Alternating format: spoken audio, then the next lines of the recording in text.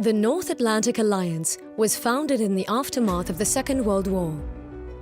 Its purpose was to secure peace in Europe, to promote cooperation among its members, and to guard their freedom. All of this in the context of countering the threat posed at the time by the Soviet Union. The Alliance's founding treaty was signed in Washington in 1949 by a dozen European and North American countries. It commits the Allies to democracy, individual liberty, and the rule of law, as well as to peaceful resolution of disputes. Importantly, the treaty sets out the idea of collective defense, meaning that an attack against one ally is considered as an attack against all allies. The North Atlantic Treaty Organization, or NATO, ensures that the security of its European member countries is inseparably linked to that of its North American member countries. The organization also provides a unique forum for dialogue and cooperation across the Atlantic. The alliance started with 12 member countries in 1949. However, the founding treaty allows for other European nations to join the alliance, as long as all existing allies agree. Any prospective member must share NATO's core values and have the capacity and willingness to contribute to security in the Euro-Atlantic area.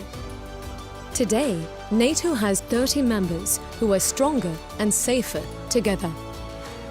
For 7 decades, NATO has ensured peace within its territory.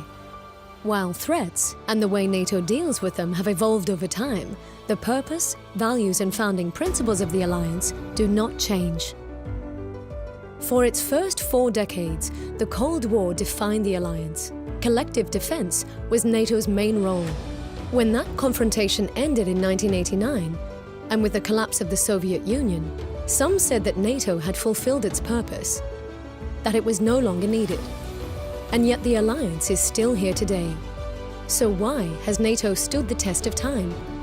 The end of the Cold War offered hope for progress and peace, but it also ushered in a new era of instability. NATO has responded to changes in the security environment by shifting its focus and taking on new tasks. Beyond ensuring the collective defense of its members, NATO seeks to promote security through partnership and cooperation.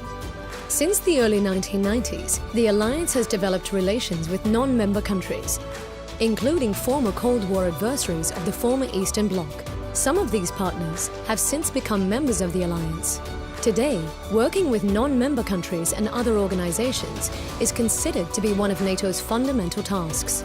It works with 40 partner countries, as well as with other international organizations, like the United Nations and the European Union. NATO has taken on an important role in international crisis management since the end of the Cold War. Working closely with partner countries, the alliance helped to end war and build sustainable peace in the Balkans.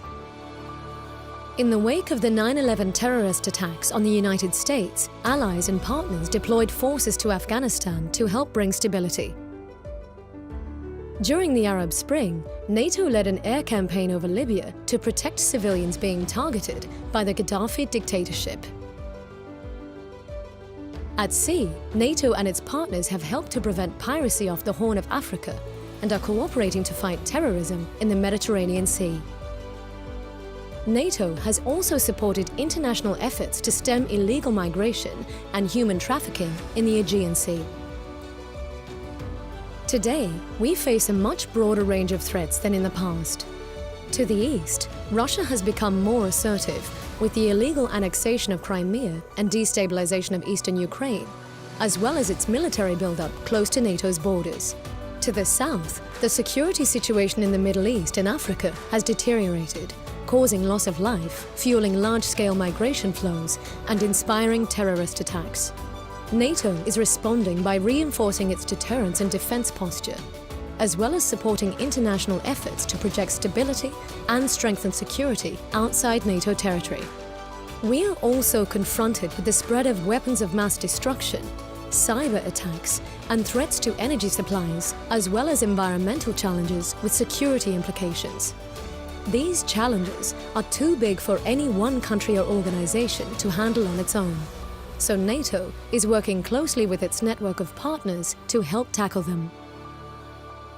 While NATO continues to adapt to changes in the security environment, the fundamentals of how it works haven't changed.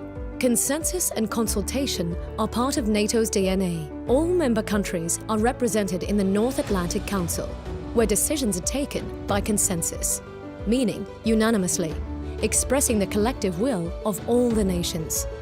There is no NATO army. National forces are under national command. When called upon, allied nations volunteer their troops, equipment, or other capabilities to NATO-led operations and exercises. Each member state pays for its own armed forces and covers the costs of deploying its forces. But together, the allies get a lot more security for a lot less cost than they would if they had to do it alone.